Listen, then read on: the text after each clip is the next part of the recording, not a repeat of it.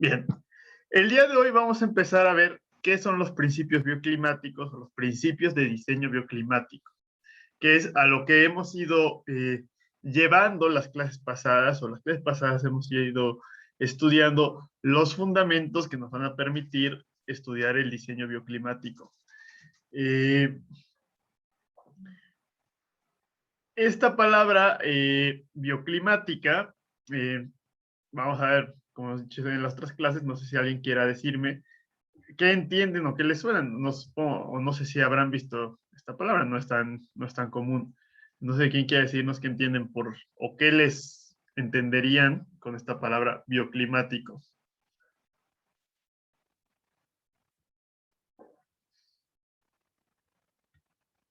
A ver si vamos a preguntarle a alguien.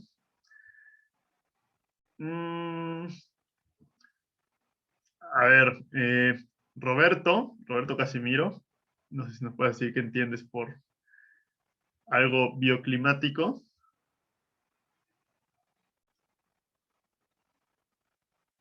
¿Me escucha, profe? Sí, sí te escuchas. Pues me imagino, bueno, por la imagen y por el título, me imagino que se trata de cómo, bueno, que importa mucho el diseño de los distintos climas o algo así, no sé, y que importa también como la, los recursos o lo, bueno, no sé, la verdad no No, tengo. sí, sí, gracias Roberto. Más o menos por ahí va, así es una buena respuesta, gracias por participar. Eh, sí, o sea, la idea justamente climático es que para el diseño de un edificio importa el clima y bio pues tiene que ver con la vida, ¿no? Es decir, para alcanzar el confort en la vida de las personas, que va a ser dentro de los edificios, pues tenemos que tomar en cuenta el clima y van a haber ciertas estrategias que nos van a hablar de o permitir hacer eso. O sea, esta palabra bioclimático originalmente surge en el contexto de de la biología, de los nichos de los seres vivos, que ya hablamos un poco del nicho ecológico, que es pues como el conjunto de elementos que dicen dónde puede vivir una cierta especie. Entonces justamente es la misma idea de tener las condiciones adecuadas para poder alcanzar el confort de las personas. Y la idea sobre todo es hacerlo de manera natural, ¿no? Mediante la geometría, la forma, cómo permitimos la ventilación, la calefacción pasiva, la iluminación, etcétera. Y dejar al final la parte mecánica. Entonces, justamente la idea es trabajar en conjunto con el clima local, como ya hemos ido hablando, y priorizar primero la parte natural y de baja tecnología, a menos que tengamos condiciones climáticas que en ciertos lugares va a ser indispensable tener un control mecánico como aire acondicionado, otra cosa. No va a haber manera de tener condiciones de confort si no utilizamos esas tecnologías. La idea es que en el exterior, y eso lo vimos en la clase pasada de la motivación del refugio humano, hay variaciones constantes a lo largo del día y a lo largo de las estaciones de la temperatura y otras variables como la humedad relativa. Nosotros, justamente lo vimos con las rampas térmicas o la variación de la temperatura, la idea es que varíe lo menos posible la temperatura con el tiempo o mitigar esos puntos tan altos que son muy incómodos y esos puntos bajos de temperatura. Entonces, cuando hagamos un balance térmico, como lo hicimos en las clases de transferencia de calor, la incógnita que vamos a tener va a ser la temperatura interior, que va a depender de las configuraciones de la pared que tengamos, de cómo estén las paredes y cómo sean las condiciones en el exterior de temperatura y de radiación solar. Eh, Vamos a hablar, dijimos que va a ser muy importante la orientación del edificio, de las paredes, la envolvente térmica, que vamos a tener una clase de envolvente térmica, creo que es la siguiente, o dentro de dos, para poder tener una temperatura interior adecuada. Y esa temperatura interior tenemos que ajustarla a el rango que vimos de acuerdo al método de adaptación en la clase pasada, porque no hay un control mecánico. Y otras herramientas que vamos a tener, que también vamos a hablar un poco más adelante, sobre todo en lo de ventilación, es que la vegetación y la topografía del lugar pueden tener un impacto muy importante, que puede ser tanto bueno o puede ser malo. Entonces, es la idea con el diseño bioclimático, justamente es de acuerdo a las condiciones locales, es decir, que el edificio va a depender de la localidad, no puede ser el mismo edificio para todo el país. Entonces es poder alcanzar el confort térmico de los ocupantes en todo el año, es decir, que la mayor parte del año o casi todo el año podamos tener condiciones adecuadas en el interior de nuestros edificios. Entonces, esta imagen ustedes pueden ver en la curva número 1, que es la que mayor amplitud tiene, es la variación diurna de la temperatura. Ya vimos que se comporta de manera sinusoidal con la inercia térmica, y la idea es irlo aplanando un poco más. Justamente la inercia térmica vimos que la curva de temperatura en el interior era mucho más plana y se recorría un poco. Aquí no la estamos recorriendo por simplicidad, pero la idea es aplanarla eventualmente. Entonces, en los últimos años lo que se ha hecho es, pues simplemente para aplanar esto, metemos aire acondicionado, metemos calefacción, alguna ventilación mecánica y pues ya lo arreglamos. Pero bueno, hay que aplanar una curva o un área bajo la curva considerable, entonces eso va a requerir un consumo de energía importante que va a llevar a emisiones de efecto invernadero y otros contaminantes. La idea del diseño bioclimático no es necesariamente sustituir a estos elementos de ventilación que son bastante importantes, sino es primero jugar con la vegetación y la topografía local, yendo al número 2, y después tener un diseño bioclimático, es decir, jugar con estas estrategias que vamos a hablar en esta clase y las siguientes, para de manera natural mitigar un poco más la curva al número 3, y si después, si esta curva sigue sin ser aceptable, ya utilizar control mecánico y llegar al 4, que son unas condiciones estables de confort en el interior. Pero ya vemos que lo que tenemos que reducir con control mecánico va a ser considerablemente menor a que si fuéramos desde el inicio. Entonces, así estamos disminuyendo el impacto que tienen nuestros edificios. Entonces, estamos tomando medidas de sustentabilidad.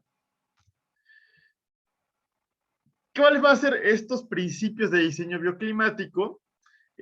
La principal herramienta que vamos a tener va a ser la orientación del edificio, la orientación de las paredes, y lo vamos a ver en las clases más adelante, cómo orientar un edificio de acuerdo a la radiación solar que hay en el lugar, de acuerdo a la temperatura y también de acuerdo al viento, de acuerdo a los vientos incidentes y a las velocidades del viento. También va a depender mucho de las características térmicas de los materiales del envolvente, que son las paredes, el techo, el suelo, etcétera, qué tan gruesos sean, qué tan aislante o qué tanta conductividad tenga el material. Y por eso hemos hecho esos cálculos de transferencia de calor. También va a ser muy importante la inercia térmica, ya le hemos hablado varias veces, la vamos a seguir comentando, que era la idea de la madriguera en los pájaros, o de tener muros muy gruesos, que lo vimos en ciertos casos de vivienda vernácula, donde absorbían esa radiación, ese calor, en vez de enviarlo al aire interior, y en la noche cuando se enfriaba mucho afuera, van liberando lentamente ese calor al interior para que no baje tanto la temperatura. Entonces, esa masa térmica logra mantener un poco más constante la temperatura. Y también la radiación solar la tenemos que utilizar para que nos favorezca. Entonces, nos puede ayudar para tener iluminación natural, pero en ciertos lugares tenemos que evitar el calor de la radiación solar, entonces necesitamos ciertas protecciones solares, jugar con el albedo o reflectividad de las superficies, que ya lo hemos comentado con anterioridad, o en otros lugares donde por el contrario vamos a tener bajas temperaturas en invierno, necesitamos captar la mayor cantidad de radiación solar para captar la mayor cantidad de calor. Entonces, vamos a ver que en el diseño bioclimático muchas veces tenemos decisiones opuestas o estrategias opuestas de acuerdo al verano. Es decir, cuando en verano quiero evitar el calor, hago una cosa, y en invierno, cuando quiero recibir el calor, hago la cosa opuesta. Eso va a ser importante, jugar con los cambios estacionales, y que no va a ser lo mismo las estrategias de acuerdo a la latitud y de acuerdo, ya dijimos, al clima local. No es lo mismo hacer un edificio en Tijuana que en Tuxtla Gutiérrez o que en Querétaro. Va a ser bastante diferentes las condiciones climáticas que tengamos, y tan solo la latitud va a cambiar considerablemente el movimiento del sol, que eso también lo vamos a ver en esta clase. ¿Qué estrategias vamos a tener de control bioclimático? Y estas estrategias las vamos a ver cada una con detalle en las clases posteriores. cuando veamos, vamos a tener una clase de calefacción y enfriamiento natural, o sea, de control térmico natural, una ventilación natural, etcétera, ¿no? Pero aquí se las enuncio porque vamos a ver cómo se relaciona el clima que tengamos en la localidad y el diagrama ciclométrico con estas estrategias. En la masa térmica, ya se los comenté, es pega la radiación solar o las altas temperaturas y tenemos un bloque de gran espesor que puede almacenar mucho calor, que en vez de calentarse el aire interior, se va a calentar este bloque, puede ser un muro de concreto muy grueso, una losa de concreto, y entonces la temperatura en el interior se va a mantener un poco más adecuada. En la noche baja mucho la temperatura y en vez de bajar la temperatura en el interior, este bloque que había guardado mucho calor se lo va entregando y entonces evita que baje tanto la temperatura. Esa es la idea de la masa o la inercia térmica. La ventilación natural es aprovechar la velocidad del viento exterior, la diferencia de presiones en diferentes caras del edificio o la diferencia de temperaturas o de densidad del aire en diferentes alturas para lograr hacer un flujo natural dentro del edificio. Tenemos que estudiar una clase específica. La insolación pasiva es básicamente dejar entrar la radiación solar y que se caliente el interior con la radiación solar. Vamos a ver diferentes maneras de lograrlo. La insolación activa ya tiene que ver con las energías renovables.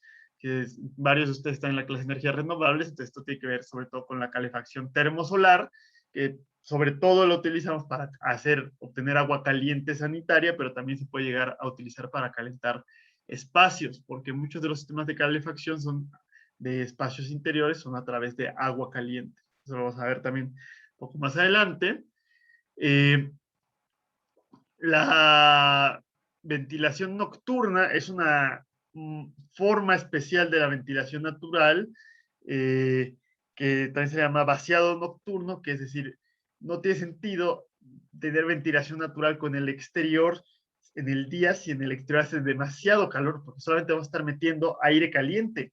Y aunque esté fluyendo el aire, no nos va a ayudar de mucho, pero eso pasa sobre todo en lugares desérticos. Pero en los lugares desérticos baja mucho la temperatura de exterior en la noche, entonces podemos no tener ventilación natural en el día, pero sí en la noche para que bajen las temperaturas y utilizar la masa térmica, donde en vez de calentar todos esos bloques estructurales que tengamos, los enfriamos para que en el día funcionen como sumideros y estén absorbiendo todo ese calor intenso en vez de que se caliente el aire.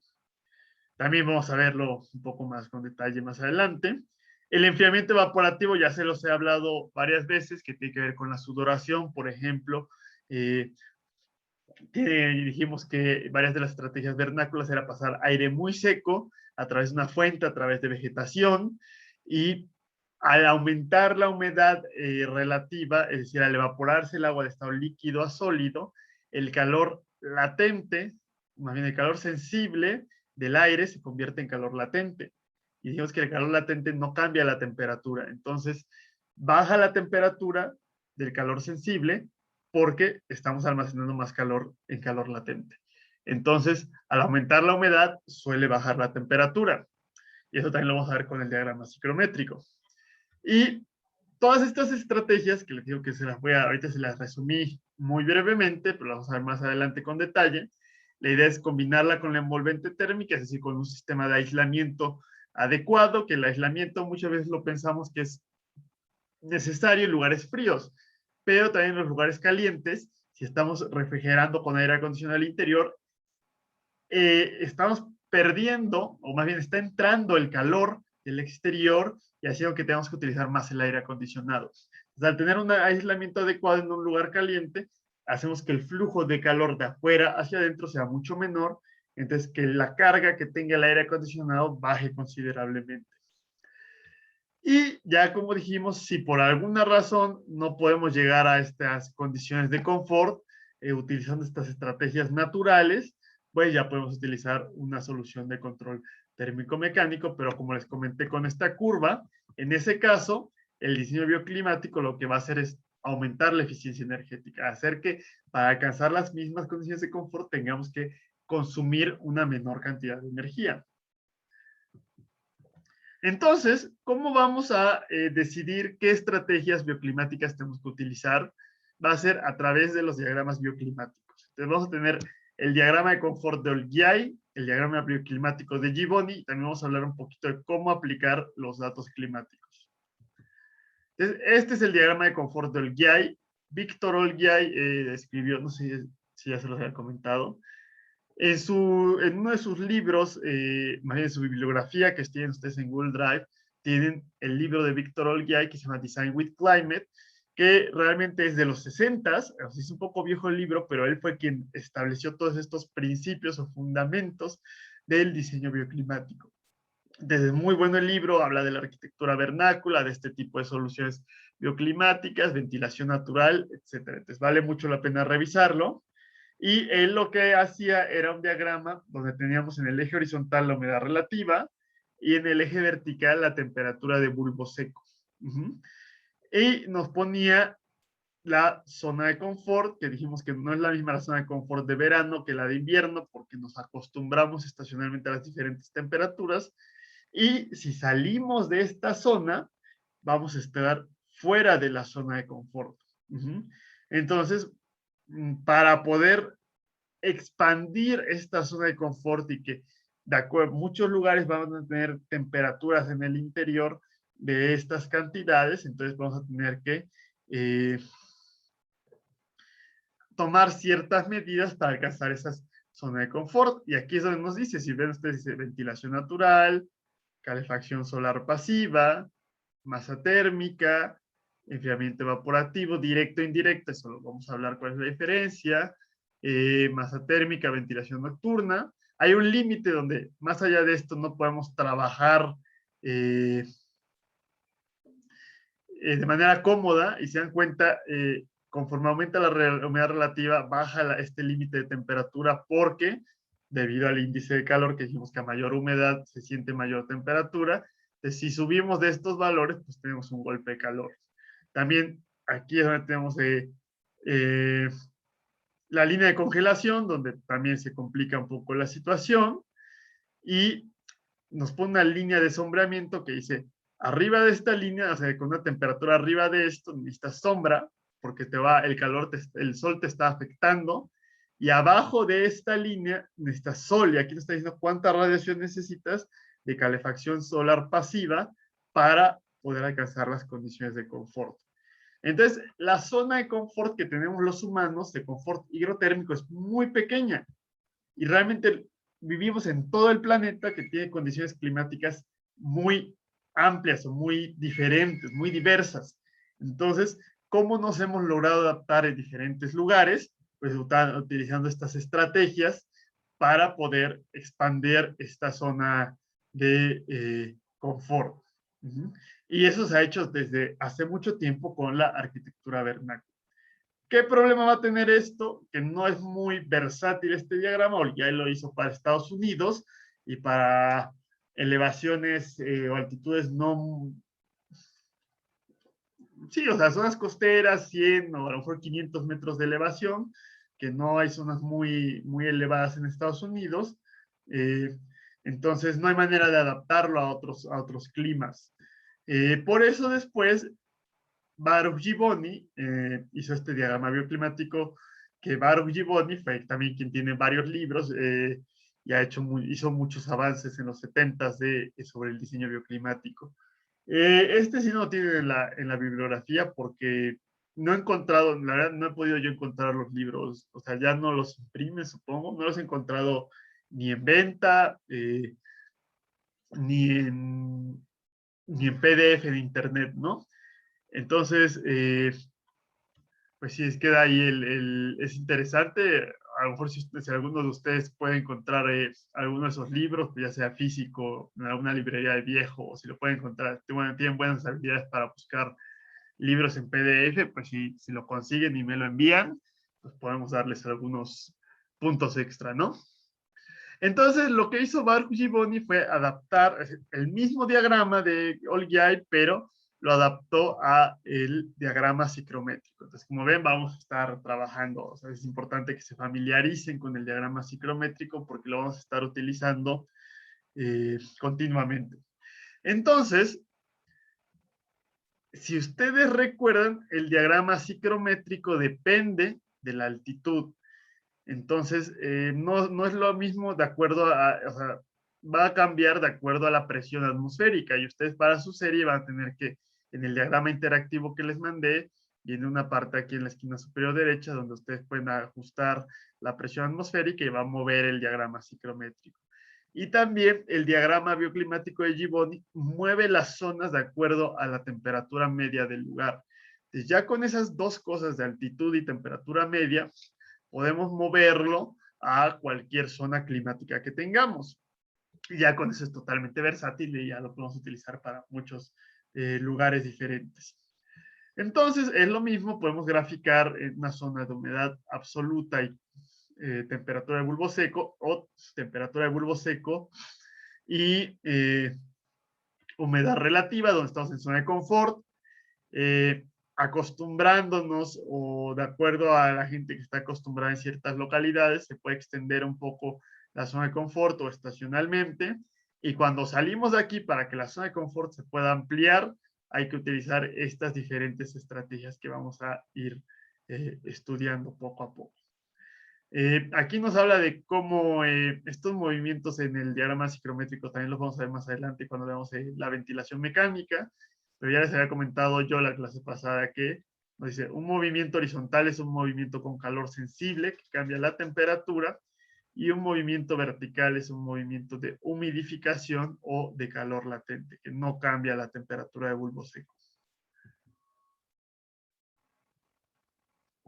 Esta es otra forma del diagrama bioclimático de Gibboni, cambia un poquito, a lo mejor, no mucho, pero este es sobre el diagrama ciclométrico que les mandé la liga.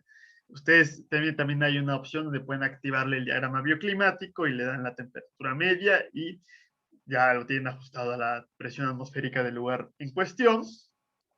Y es lo mismo, tiene su zona de confort, extendida un poco para invierno, y nos habla de las diferentes estrategias que podemos utilizar. Aquí nos está agregando internal gains, que van a ser ganancias internas de calor, que son las fuentes de calor internas que ya habíamos visto, que es el calor que generamos por el metabolismo de los humanos, los equipos electrónicos o motores, etcétera. Pero lo interesante es que también aquí no viene, pero aquí sí están agregando la calefacción solar activa. Y aquí uno podría hacer la pregunta de, bueno, si me salgo de esta zona, ¿qué pasa? ¿No? O sea, ya no hay humanos que vivan donde estamos a 40 grados y 50 o 60% de humedad, que eso a lo mejor lo podemos encontrar en el sureste en verano, o aquí a 5 grados. Eso es, obviamente esto es en el interior, pero bueno, si uno vive en una cabaña en la montaña, pues a lo mejor podemos estar a 5 grados. Entonces, lo que nos está diciendo es aquí, es que justamente ahí es donde ya salimos del rango de lo que puede lograr el diagrama bioclimático o las estrategias bioclimáticas, y lo que hay que utilizar son estrategias mecánicas, calefacción y aire acondicionado. Entonces, así podemos extender todo este rango del diagrama bioclimático. Es muy fácil encontrar cuál sería la estrategia ideal de acuerdo a las condiciones. Vamos a, por ejemplo, si tuviéramos 10 grados centígrados y 5 gramos de vapor de agua por kilogramo de aire, nos ponemos en este punto y la estrategia ideal es la calefacción solar pasiva. Entonces, vamos a agarrar a alguien, vamos a preguntarle. Aquí no le he preguntado. A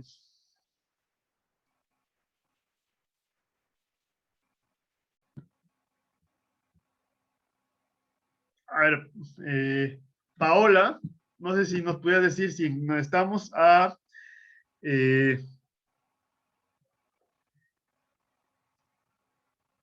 40 grados y 10 gramos por kilogramo de humedad absoluta.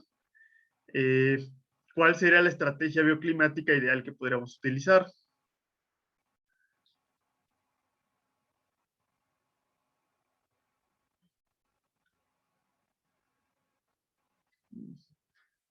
Bueno, creo que no está ahorita ella. Vamos a preguntarle a Arturo Mardero. No sé si estás por ahí. Sí, profe, aquí estoy. Ok, entonces, tenemos 40 grados y 10 gramos de vapor de agua por kilogramo de aire.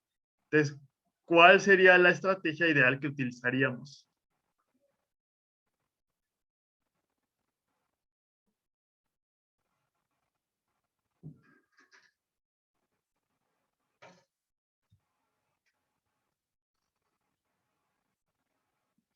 Aquí nos están contestando algo. ¿No? Todos los comentarios, pues, ¿Qué pasó? ¿me escucha? Sí, sí, sí. Ah, que aire acondicionado. A ver, ¿cuánto dije? Dije 40 grados y 10 gramos, ¿no? ¿O dije cuánto dije de humedad? Sí, Sí, 40 grados y es. ah, ok. Entonces nos vamos a 40 grados y nos vamos a 10 gramos. Entonces es este punto, ¿no? ¿Están de acuerdo? Sí. Entonces nos encontramos dentro de la zona de más cooling, que es entonces la masa térmica, pero para enfriar y ventilación nocturna. Varios de ustedes, Carla también nos dijo eso, varios de ustedes nos dijeron que aire acondicionado, pero aire acondicionado sería si tuviéramos una mayor humedad todavía. Tendríamos que irnos a esta zona. Entonces aquí todavía estamos dentro de este lugar y entonces cae dentro de estas estrategias que tenemos que utilizar, ¿ok? Entonces ahorita vamos a ver cómo se complica un poco más la cosa y qué es lo que van a tener que hacer ustedes para su serie y para su proyecto final. Entonces, gracias Arturo. Continuamos. Entonces, ya vimos los dos principales diagramas bioclimáticos, el de Olguía y el de Givoni. Vamos a ver cómo vamos a aplicar esos datos climáticos que vimos, en qué sitios los podemos obtener desde la clase de clima.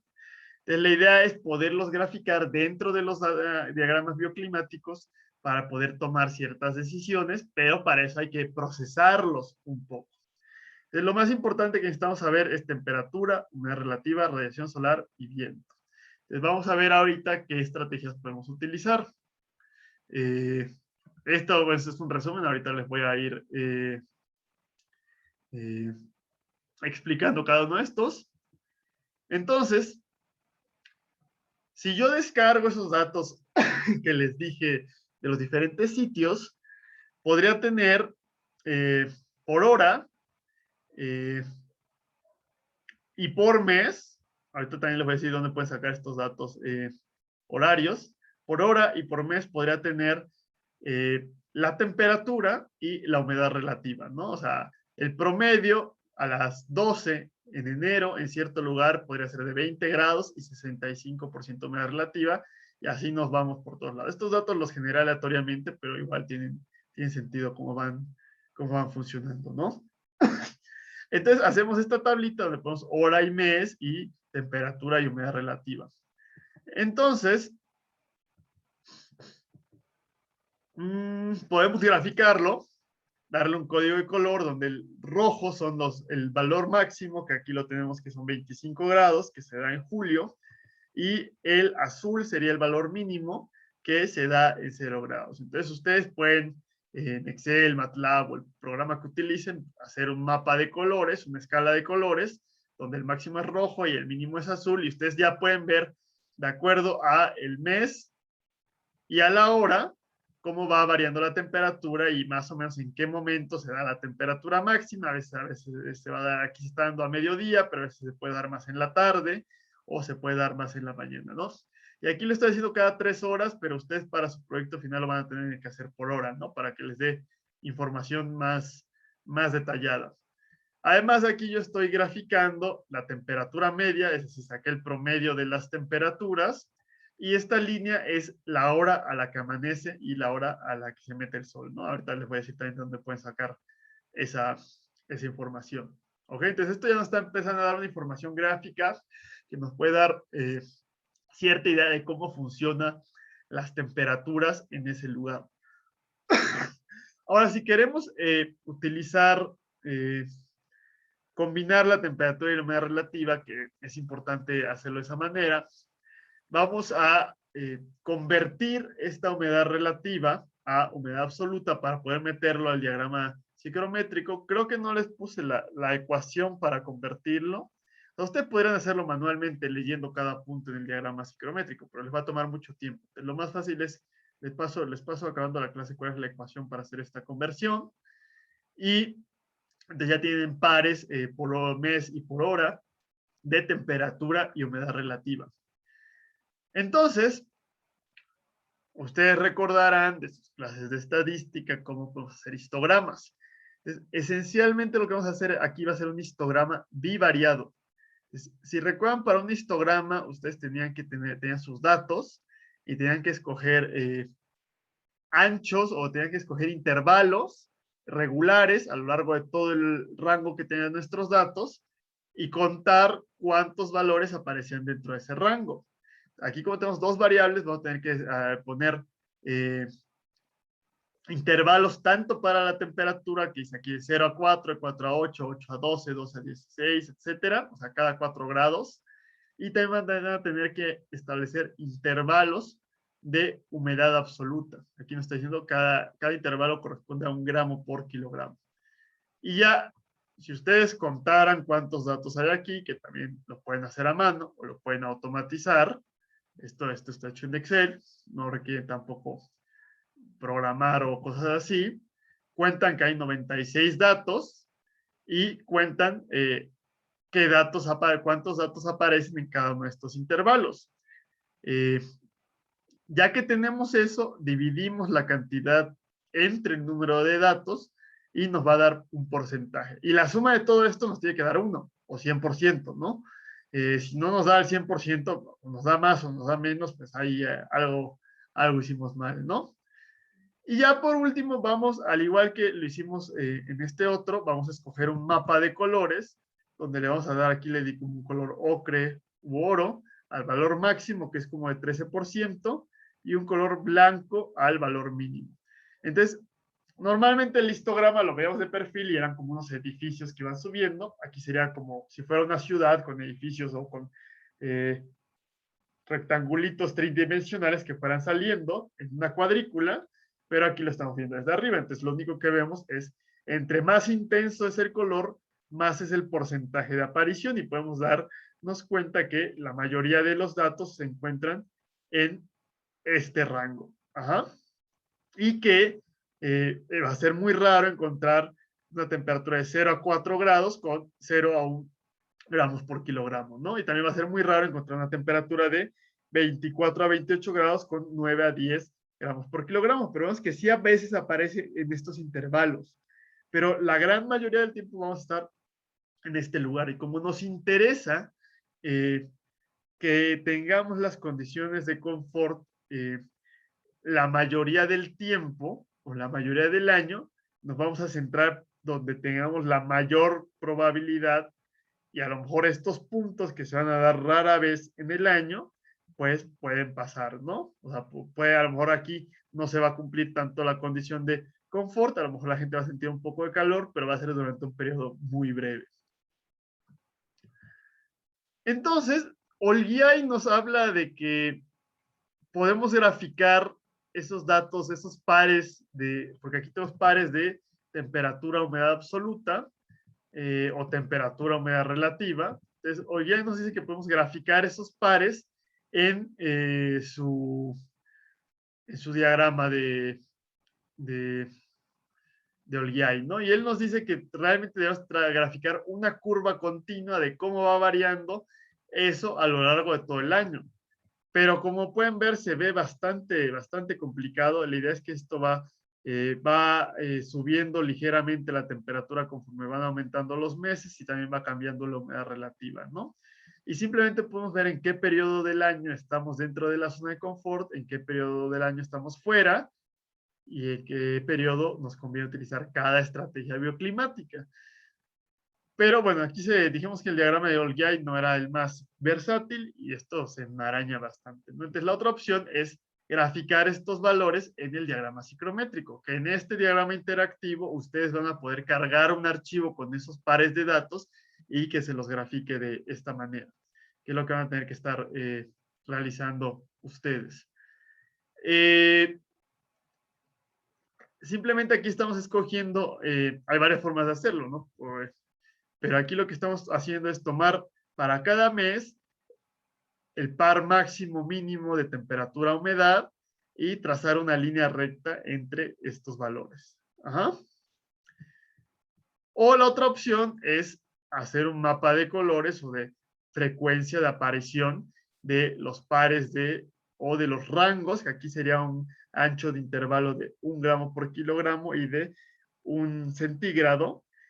Y nos dice que si es blanco o si no aparece nada es un 0% de probabilidad y el valor más oscuro nos da hacia 100% de probabilidad, ¿no?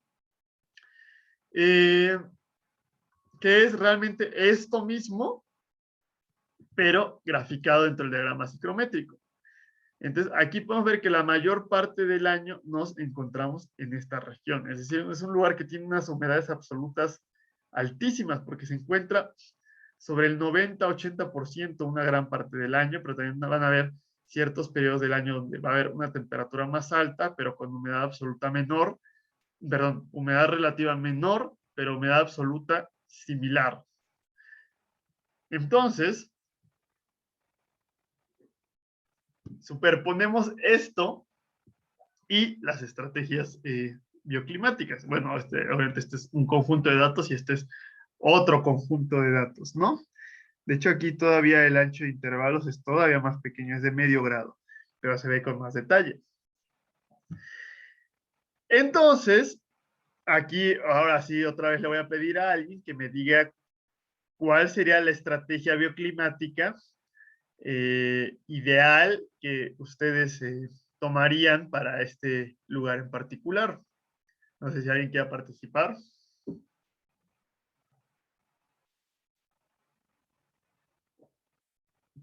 O si no, escojo a alguien. Vamos a ver. A ver, Tonatiuh. Pues si entendí bien, el más importante sería la ventilación natural como tal y el enfriamiento evaporativo, creo es. Más cooling, que es masa térmica para enfriamiento. Sí. Ah, bueno, estaba viendo el de abajo, que creo que involucra también. Pero ese iba a ser el tercero que le iba a comentar. Ah, ok.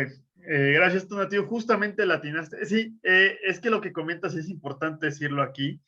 La zona de ventilación natural es todo este polígono.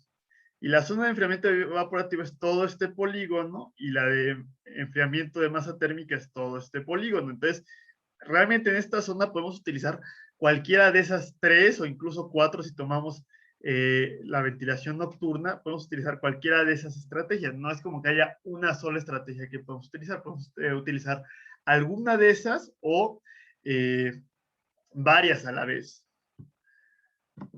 Entonces, sí, como nos decía Tonatiuh, tenemos aquí varias estrategias que podemos utilizar. También vamos a ver que va a haber un cierto porcentaje del tiempo que vamos a estar en la zona de confort y no va a ser necesario hacer nada, que va a ser muy raro el necesitar aire acondicionado, que solamente va a haber un muy pequeño periodo del año donde estamos a hacer calefacción, pero es tan poco que, bueno, o sea, la gente se puede poner una chamarra más si van a hacer 10 horas en todo el año, ¿no?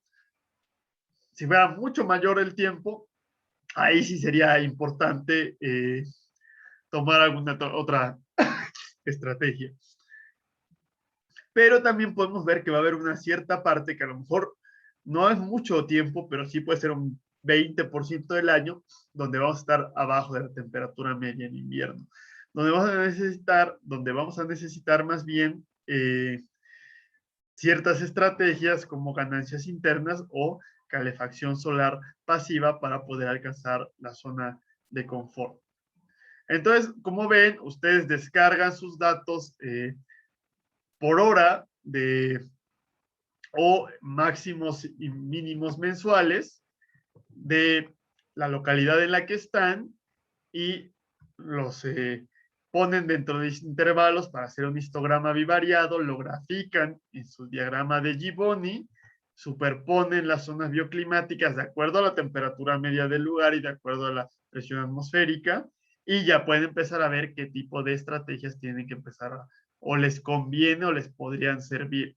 Entonces, eso es parte de lo que tienen que hacer ustedes en la serie. Ok.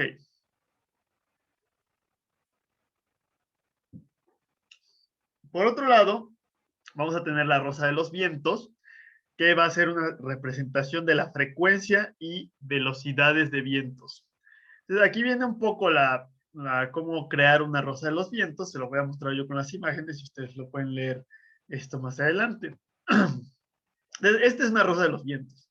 Podemos ver que es una gráfica polar, es decir, va a tener dos ejes, un eje radial y un eje angular. El eje angular no es más que los puntos cardinales, por eso rosa de los vientos, tenemos norte, sur, este y oeste, ¿no? Y entonces nos va a decir las direcciones de los vientos. Y aquí hay un punto capcioso que es importante que tengan cuidado, que si tenemos un viento que nos dice oeste, el viento no va hacia el oeste. Es decir, un viento oeste es un viento del oeste. Es decir, es un viento que viene del oeste. Entonces, todos estos vientos que aparecen aquí que tienen probabilidad como del 9%, son vientos que fluyen de oeste hacia este. Cuando tenemos un viento oeste, es un viento que va a venir del oeste. Eso es muy importante que lo tengan, que tengan cuidado de no cometer ese error. Y entonces, lo que ustedes van a tener, les digo, es una distribución con las direcciones del viento que tienen, con las velocidades. Podemos ver que el color nos dice qué velocidades tenemos y la frecuencia de aparición, ¿no? Entonces es igual un histograma, este caso es bivariado, lo podemos hacer univariado, pero representado ahora de manera polar. Entonces, tenemos también nuestros vientos. Les digo, para cada mes, cuál es la velocidad promedio del viento y cuál es la dirección del viento. De igual manera voy a hacer un rango de acuerdo a las direcciones. Es decir, mi rango va a ser sur, sureste, este, noreste, noreste, norte, noroeste. Y voy a ver a cuántos grados corresponde cada uno de estos direcciones. Y voy a contar cuántas veces aparece. Entonces, se dan cuenta, aquí estoy ignorando las velocidades del viento y únicamente estoy tomando en cuenta las direcciones. Cuento cuántas veces aparece, cuántos datos tengo, lo divido, obtengo los porcentajes que me tiene que sumar 100 y grafico mi rosa de los vientos. Es decir, para cada punto que escogí, que era noroeste, norte, noreste, este, pongo un punto donde está la probabilidad que me apareció y tengo que unir todo el polígono y ya puedo decir que para este lugar la mayoría de los vientos vienen del noroeste. Entonces me empieza a dar información del sitio que tengo. Por otro lado, ya puedo hacer yo,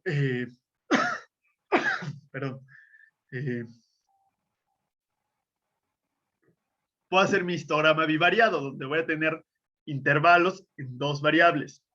El primer intervalo va a ser igual en la dirección y el segundo intervalo va a ser en la velocidad del viento. Cuento igual cuántos datos tengo, obtengo los porcentajes que va a tener cada uno y ahora voy a tener en mi gráfica un cierto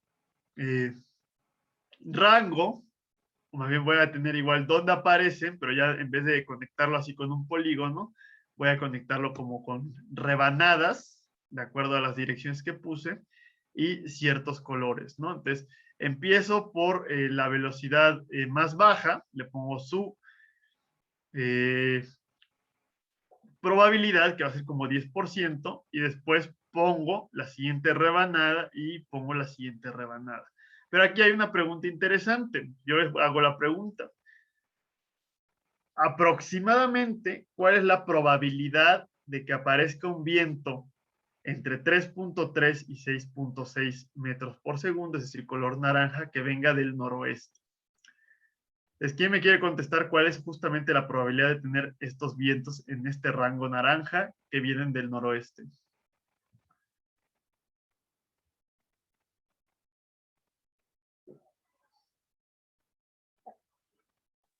30%. Vamos a ver, 10, 20, 30. Sí, excelente, Carla. La idea es que justamente alguien de aquí también me contestó, 15%. Más bien sería así, aquí el primer error que tiene que ver aquí esta escala y el primer error que podrían tener ustedes sería irse aquí donde está este color y decir, bueno, más o menos es 40%. Pero realmente no es esta la probabilidad, porque la probabilidad realmente no incluye desde cero, porque este primer espacio es la probabilidad de 0 a 3.3. Es como en una gráfica, habrán visto ustedes las gráficas de barra, como que van poniendo uno sobre otro. Entonces la probabilidad es lo que va de aquí a acá. Es decir, es como 40% menos 10% y por eso nos da como un 30%. De hecho, si nos vamos dijimos noroeste, 3.3 a 6.6 es un 25%. Y aquí ya nos empieza a dar información más interesante, porque la mayoría de los vientos vienen del noroeste, pero los vientos más fuertes, las rachas más fuertes, vienen del norte. Y la probabilidad de rachas fuertes del norte es mucho mayor que la probabilidad de rachas fuertes del noroeste. La mayoría de los vientos que vienen del noroeste son rachas intermedias. Entonces, a lo mejor estas rachas intermedias podemos utilizarlas como ventilación natural, pero las rachas del norte que vienen son demasiado fuertes y más bien nos tenemos que proteger de ellas.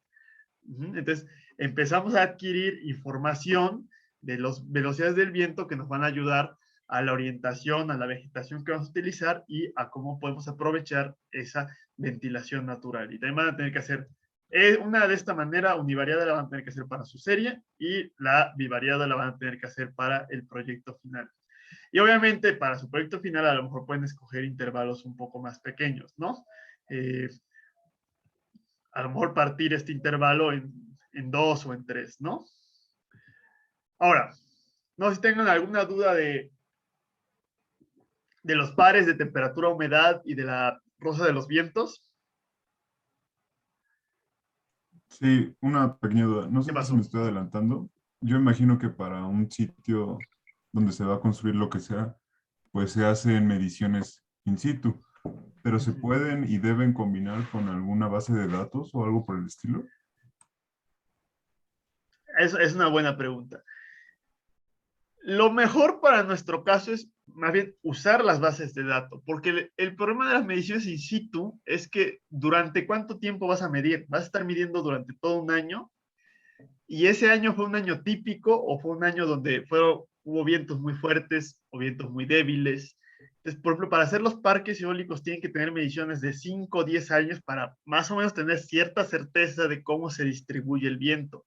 Pero si yo voy a hacer un edificio y tomo 3 mediciones a lo largo de 3 meses, realmente a lo mejor pienso que todos los vientos vienen del noroeste, pero fue porque fui en primavera y resulta que en invierno todos los vientos vienen del sureste. Sí, es difícil utilizar esas mediciones locales, pero también esas bases de datos suelen ser tomadas de las estaciones meteorológicas y las estaciones meteorológicas pues están en aeropuertos, en otros lugares, y ya dijimos que la topografía urbana puede crear ciertos microclimas, como todos los cañones urbanos, donde cambie muchísimo la velocidad del viento y la dirección del viento. Entonces sí hay bastante más incertidumbre en esto, pero a menos que vaya a ser un proyecto a largo plazo y donde tenemos el terreno asegurado desde hace tiempo, podemos tener mediciones por 2 años al menos, lo mejor es basarse en las bases de datos. Ok, gracias. De nada, gracias a ti. Bien, entonces vamos a hablar ahora acerca de la geometría del Sol, del movimiento del Sol. Y el Sol, ya habíamos hablado que tenemos una bóveda celeste, entonces realmente podemos describirlo en coordenadas esféricas. Y como el Sol está demasiado lejos y su distancia no varía, podemos ignorar la coordenada del radio. Aquí se van a tener que acordar ustedes un poco de geometría analítica. O de cálculo vectorial, no cálculo vectorial. Bueno, ahí sí se habla de las coordenadas, pero no vamos a tener integrales o derivadas. Entonces podemos definir la posición del Sol que se va moviendo en la bóveda celeste con dos ángulos. Un ángulo con respecto a la horizontal, es decir, de la horizontal hacia arriba, y un ángulo con respecto a un punto cardinal, que por lo general va a ser con respecto al sur. Ahora, en vez de medirlo con respecto a la horizontal, también lo podríamos medir con respecto a la vertical, y es otro ángulo, es el ángulo complementario. Pero por lo general, vamos a tener dos ángulos. Con respecto al sur, que va a ser el azimut, y con respecto a la horizontal, que va a ser la altitud solar o la altura solar, o la inclinación solar. También hay varios nombres, ¿no? Pero la altura solar es un buen nombre que podemos tener. Entonces, como pues, no podemos nosotros representar en una hoja plana esa bóveda celeste porque es curva, tenemos que hacer una proyección. Y ustedes ya llevaron geomática, entonces deben acordar un poco de proyecciones, pero vamos a tener dos principales proyecciones para aplanar nuestra bóveda celeste. Una va a ser la cilíndrica y otra va a ser la polar. Entonces, esto también es un resumen y ahorita se los enseño con las imágenes. Entonces, la proyección cilíndrica es como si agarráramos una hoja de papel y la enrolláramos, y entonces nuestra bóveda celeste la extendiéramos hacia ese papel, la cortáramos como gajos de naranja y la abriéramos hacia este cilindro, que es lo que nos está poniendo aquí. Entonces, nuestra bóveda celeste, que podemos definir con unos ángulos que van a ser el azimut, que son estas que van cruzando de lado a lado, y los ángulos de la altura, que son estos que van subiendo, y simplemente los transformamos o los pasamos a un diagrama cilíndrico y de pronto abrimos ese diagrama. Después nos va a quedar algo así. Entonces vamos a tener en la horizontal, vamos a tener el azimut, que realmente es como si fuera una... Si yo me salgo de este lado de la gráfica, regreso a este otro lado. Y en la vertical vamos a tener la elevación o altura solar que va de 0 a 90 grados. No puede ir más, porque si me paso de 90 grados, pues regreso a los 80 grados. Entonces yo puedo representar todo lo que hay en el horizonte con ciertas coordenadas cilíndricas, o más bien las coordenadas esféricas, pero en una proyección cilíndrica. Y por ejemplo, podría ver cómo se ve un edificio, o vamos a ver que estas curvas son la trayectoria del Sol a lo largo del año. Que realmente, entonces, medir objetos en el horizonte con las coordenadas cilíndricas, perdón, con las coordenadas esféricas, es como medir algo con una estación total. La estación total siempre les da dos valores, o con un teodolito, que era un cierto ángulo que teníamos con respecto a un punto cardinal y un ángulo con respecto a la horizontal. Entonces, es como si yo me parara en un punto y quiero decir, hay unos edificios allá, entonces quiero ver qué coordenadas tienen, mido estos dos ángulos y lo grafico. Y de pronto me giro y veo otro edificio allá y quiero ver sus coordenadas, las mido con mi teodolito y lo voy graficando de esta manera. Y también quiero ir graficando la posición del Sol a lo largo del día y va a ser esta forma de la gráfica, ¿no? Y hay que recordar que el Sol, el 0 va a ser el sur y vamos a ir de manera antihoraria, como normalmente tenemos los ángulos. Entonces, de este lado vamos a tener el este, el norte. Entonces, hay que recordar que el Sol siempre sale por el este y se pone por el oeste. Por eso se llama oriente y poniente, porque el Sol se pone por el poniente. Es importante que recuerden eso. Por otro lado, la proyección polar de estas coordenadas esféricas va a ser un círculo, que va a ser más o menos como lo que teníamos aquí, donde el eje angular van a ser los puntos cardinales, sur, norte, oeste y este, pero los ejes radiales o el eje radial van a ser justamente esta altura o este ángulo con respecto a la horizontal, pero hay que tener cuidado, porque el 0 no se encuentra en el centro, el 0 se encuentra en... el 0 se va a encontrar en el contorno, en toda la orilla, y conforme nos vamos moviendo hacia el centro, vamos a encontrar el punto más alto. Y esto realmente es como si nosotros nos acostáramos en el centro y viéramos hacia arriba. En el centro vamos a ver el punto de 90 grados y en las orillas vamos a ver los 0 grados. Entonces, por ejemplo, si yo grafico cómo se ve en coordenadas polares o en proyección polar nuestro, un cuarto, una habitación, así es como se vería. Entonces, es como si fuera deformado por un lente de ojo de pescado. Supongo que habrán visto cómo se ve cuando utilizan cámaras de este tipo, donde las rectas se van a empezar a volver curvas, porque lo que estamos realmente midiendo es cuántos ángulos tiene, cuántos grados tiene con respecto a la horizontal. Y justamente algo parecido veríamos si nosotros nos acostáramos en el centro del cuarto y viéramos hacia arriba. Entonces, estas proyecciones polares nos van a servir para poder, ya se los había comentado, graficar todos los edificios que tengamos alrededor y también vamos a poder graficar la trayectoria del Sol. Entonces, esto es muy útil, por ejemplo, en energías renovables, en energía solar, fotovoltaica, porque vamos a poder qué tanto nos bloquea, vamos a poder ver qué tanto nos bloquea la radiación solar los edificios. Entonces, todo lo que no veamos de la trayectoria del Sol va a ser porcentaje de energía que vamos a perder y así obtenemos el porcentaje de pérdidas. En este caso, nos va a servir para ver cuándo está sombreado nuestro edificio. Y eso puede ser bueno o malo. Ya les dije, en verano puede ser bueno porque evitamos la radiación solar, pero en invierno puede ser malo porque estamos recibiendo menor radiación solar, entonces estamos recibiendo menor calor. Entonces, para obtener esto, realmente simplemente, como les dije con el teodolito, ustedes tendrán que ver cuáles son los puntos o las coordenadas de cada uno de estos puntos que describen los límites de nuestros edificios e irlos graficando en este lugar. Y así obtendríamos cómo se encuentra este lugar.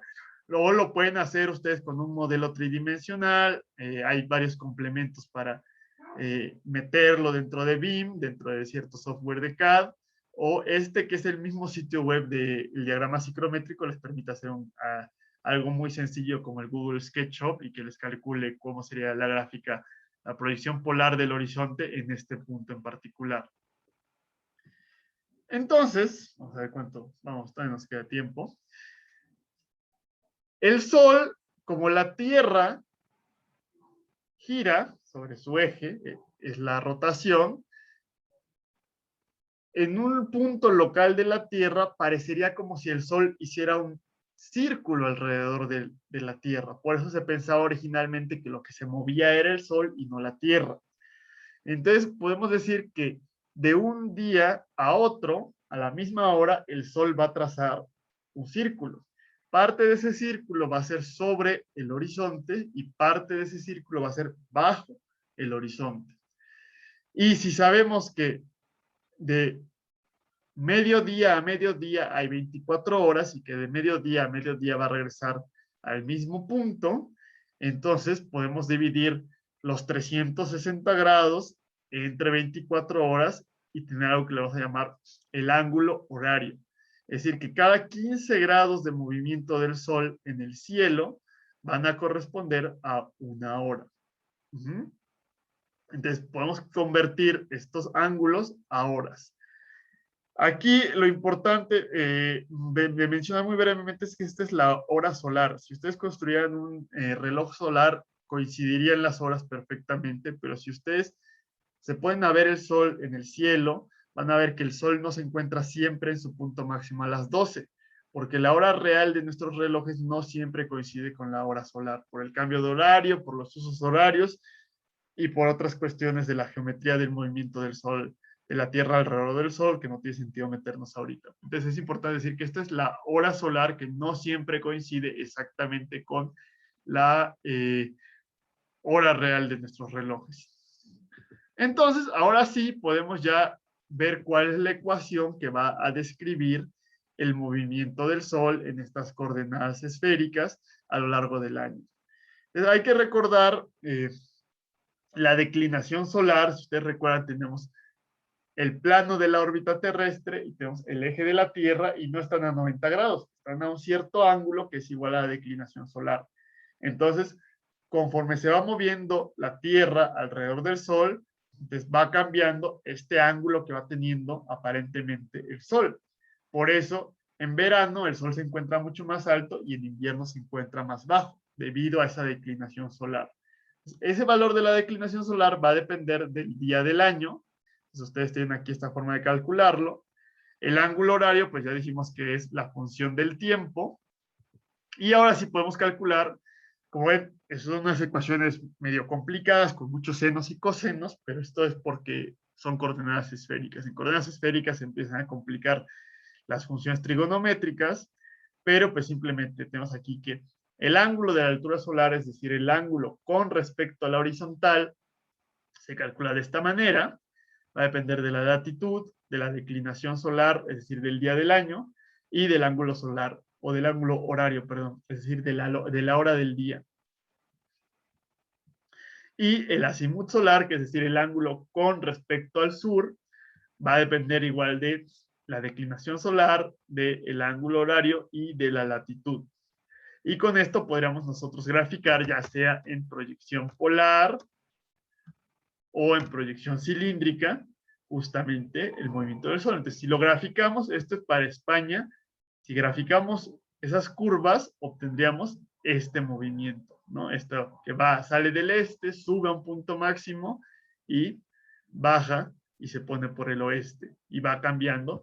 Se dan cuenta, en verano es más alto debido a la declinación solar y en invierno es más bajo por cómo va cambiando esa declinación solar, y eso cambia el ángulo de incidencia, haciendo que obtengamos más energía a mediodía en verano que a mediodía en invierno. Entonces, justamente aquí es como pueden ver ustedes, imagínense que está este círculo y arriba tiene la bóveda celeste, entonces el Sol se mueve sobre esa bóveda celeste con estas coordenadas esféricas y lo tenemos que proyectar de manera polar. Entonces, en verano tiene una posición más alta y en invierno tiene una posición más baja y va a barrer una cierta zona que se va a ver de esta manera en nuestras coordenadas, en nuestra proyección polar, ¿no? Recuerden, la bóveda celeste son coordenadas esféricas y lo proyectamos de manera cilíndrica o de manera polar, pero siempre seguimos trabajando con las coordenadas esféricas. Entonces, esta sombra va a representar el camino del Sol a lo largo del año. Entonces, ustedes pueden graficar aquí en esta página, que es la misma del diagrama psicométrico, y eso los va a mandar, creo que a esto, donde esta parte roja es la trayectoria del Sol a lo largo del año. O pueden calcular la gráfica solar para, ya sea polar o cilíndrica, para una latitud específica en este sitio de la Universidad de Oregón. Entonces, yo ya entré ahí y le di los datos de latitud, longitud de la Ciudad de México, que es aproximadamente 19.5 grados de latitud y menos 99 de longitud, y me da que esta es la manera en la que se va a mover el Sol a lo largo del año en la Ciudad de México, de manera polar y de manera cilíndrica. Entonces, vemos que se ve diferente, pero si ustedes ven para una fecha el ángulo aquí, los dos ángulos azimut y altura, y lo ven en este otro sitio, van a ver que es exactamente lo mismo. Aquí va a suceder algo interesante. La idea, bueno, primero es que la idea es que tengamos esto y después lo superpongamos con los obstáculos o los edificios que tengamos y ya podemos calcular las horas y fechas del año en que hay sombra. Para energía fotovoltaica podemos calcular el porcentaje de energía que perdemos, o aquí podemos ver si en verano tengo o no tengo radiación, o si en invierno tengo o no tengo radiación. Lo interesante aquí es que esto es para la Ciudad de México. Y ya les dije que el Sol siempre sale por el este y se pone por el oeste. Pero también recordarán ustedes que el Sol en el hemisferio norte viaja por el sur y en el hemisferio sur viaja por el norte. Y si no se acuerdan, pues salgan, acabando la clase, y vean dónde está el Sol, tomen una brújula en su celular y vean que va a estar apuntando hacia el sur. Pero si ustedes ven en la Ciudad de México, esta fecha, que tenemos junio y mayo, y ven que sale por el oeste, y ven el ángulo máximo, resulta que el ángulo máximo son 85 grados, pero en el norte. Ajá. Entonces, La mayoría del año se está moviendo por el sur, pero hay un pequeño periodo en el año en el que se está moviendo por el norte. Y eso es lo que nos explica. Si ustedes ven aquí, en la de España, ven esta gráfica, una montañita muy bonita, pero cuando tenemos la gráfica solar de la Ciudad de México, como que aquí se vuelve loca la gráfica, ¿no? Como que se va por otro lado, y justamente es esa idea. En invierno, en diciembre, sale por el este, tiene su punto máximo a una altura baja en el sur, y luego se pone por el oeste. Pero en verano, sale por el este, y en vez de viajar por el sur, viaja por el norte.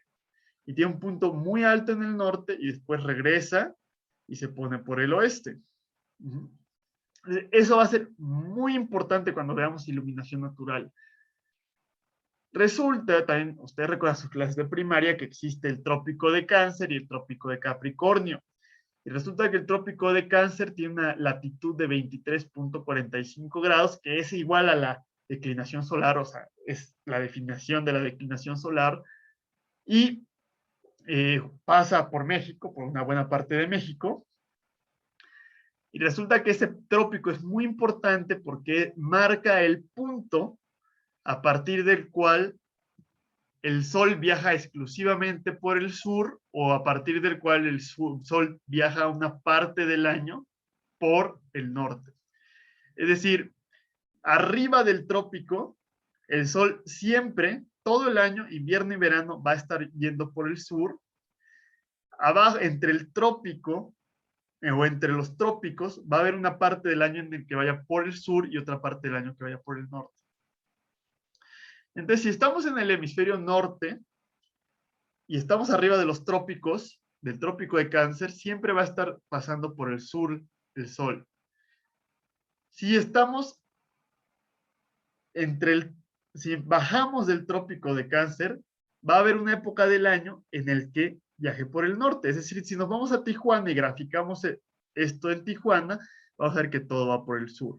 Si graficamos la Ciudad de México, hay un poquito del año que viaja por el norte. Si nos vamos a Chiapas, va a ser una mayor parte del año que viaja por el norte. Hasta que llegamos al Ecuador, donde la mitad del año viaja por el sur y la mitad del año viaja por el norte. Si nos vamos abajo del Ecuador, entonces la mayor parte del año va a estar viajando por el norte y una pequeña parte del año va a viajar por el sur. Si llegamos al trópico de Capricornio y pasamos del trópico de Capricornio, entonces ahora sí todo el año va a estar viajando por el norte. Entonces es importante que esta gráfica vean cómo se mueve hacia arriba o hacia abajo. Igual en esta parte se mueve hacia arriba y de pronto como que se empieza a salir, o se mueve hacia abajo de acuerdo a la latitud que tengamos nosotros. Entonces les digo que en iluminación natural va a ser, para los paneles solares es muy importante porque depende de la inclinación que tengan nuestros paneles solares o nuestro calentador solar. Y para nosotros, el cómo se comporte la ventana, en qué época del año reciba radiación solar, va a ser muy importante para ver si queremos bloquear o recibir esa radiación solar, porque ya dijimos que en verano nos interesa evitar la radiación solar y en invierno nos interesa recibir la mayor cantidad de radiación solar. Entonces, una ventana al sur y una ventana al norte, su comportamiento va a depender muy fuertemente de la latitud, sobre todo si estamos arriba o abajo de los trópicos.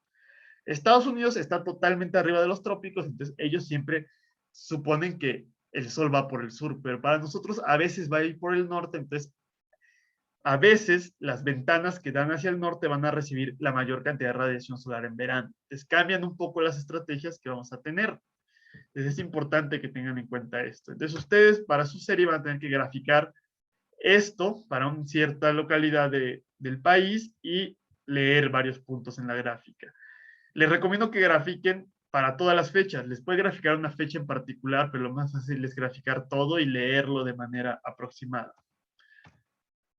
También en este sitio que ya les había comentado, que es este sitio, uno puede ver cómo cambia la longitud del día a lo largo del año, ver a qué hora amanece, a qué hora anochece, y estos azules intermedios es el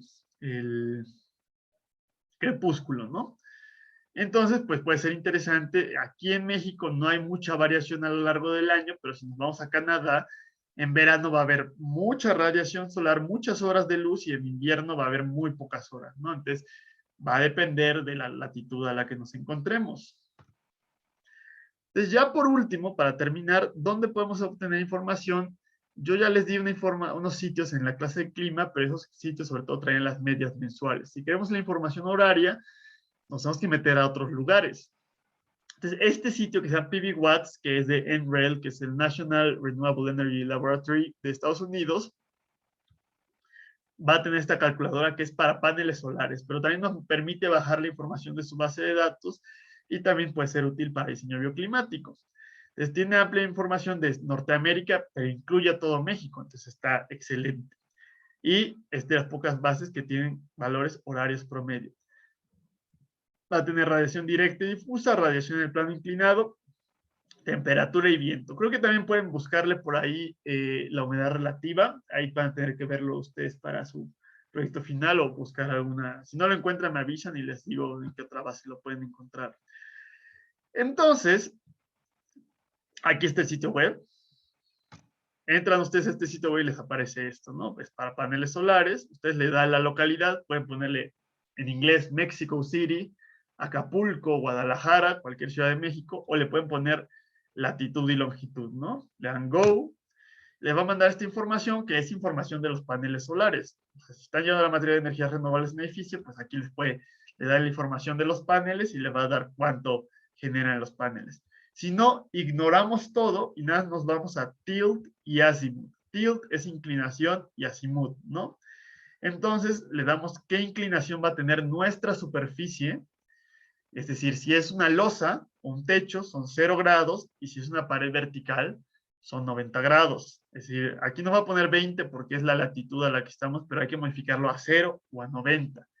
Y el azimut pues, va a ser el ángulo que va a tener la normal de la pared. Es decir, si la pared ve hacia el sur, la normal ve hacia el sur y hay que ponerle ese ángulo. Yo les dije que solía ser 0 el sur, pero resulta que los estadounidenses quieren ver todo al revés, entonces para ellos el 0 es el norte y 180 es el sur. Entonces hay que tener cuidado. Nosotros por lo general vamos a trabajar con 0 como el sur, donde viene, por ahí venía esta cosa. Bueno, sí, o sea, empezando en el sur tenemos 0 grados, pero este sitio web empieza con 180 en el sur. Entonces, si ustedes les dan, si dicen, bueno, y entonces el este, ¿cuánto sería? 180 más 90 o menos 90. Le dan información y les dice, este es tanto, oeste es tanto, sur es tanto, norte es tanto, para que no cometan el error. Entonces, modificamos la inclinación de 0 a 90 grados, modificamos el azimut, le damos siguiente y nos da resultados. Entonces, les digo, si ustedes quieren calcular paneles solares, lo pueden calcular muy fácilmente y les da cuánta energía eléctrica produce por mes y por año, pero a nosotros nos interesa la radiación solar que estamos recibiendo. Y aparte puedo descargar los resultados mensuales u horarios, donde ahora sí me va a dar no solamente la radiación solar, sino la temperatura y la velocidad del viento. Entonces ustedes pueden utilizar esa información para hacer sus cálculos de todos estos cálculos que hemos visto, ¿no? El cálculo de la rosa de los vientos, la frecuencia de temperatura y humedad relativa, etcétera, ¿no? Y esta proyección o esta gráfica solar la vamos a utilizar en clases más adelante, pero se las enseño de una vez porque más adelante vamos a ver cómo aplicarla justamente y cómo aplicar esta parte de los obstáculos a la parte del diseño bioclimático. Entonces, eso es lo de la clase de hoy. No sé si tengan alguna duda al respecto de lo que vimos.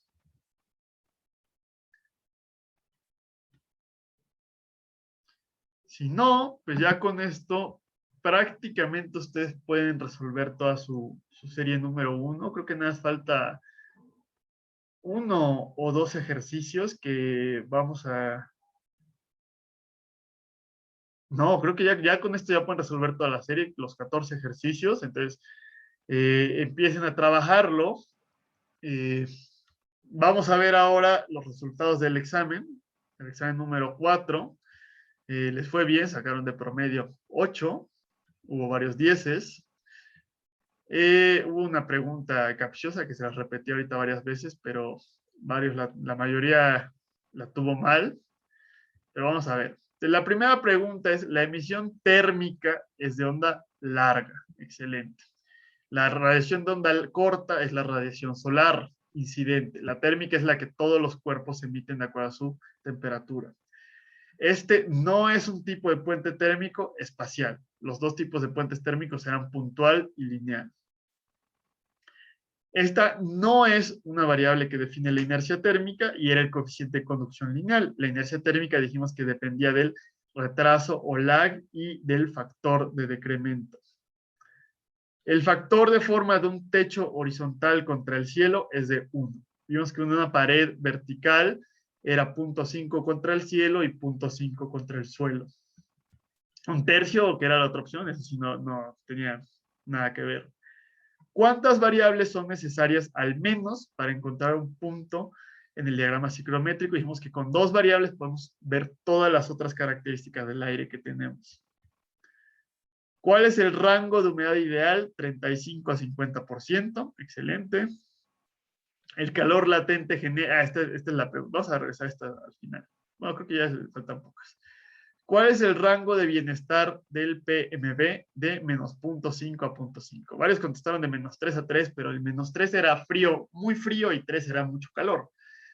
O sea, sí tiene un rango el PMB de menos 3 a 3, pero el rango de bienestar es de menos 0.5 a 0.5.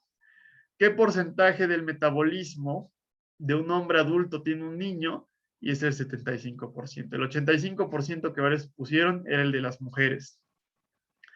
¿Cuál es el valor estándar del CLO en verano? Es de 0.5. Algunos de ustedes pusieron 1.5, pero ni siquiera, porque para invierno era 0.8 o a veces hasta 0.1, pero 1.5 ya es mucho aislamiento. Y la pregunta que les digo que solamente 12 la tuvieron bien era, ¿el calor latente genera? Y eso ya se lo repetí varias veces en los diagramas ciclométricos. Genera un cambio en la humedad sin un cambio en la temperatura. Mientras que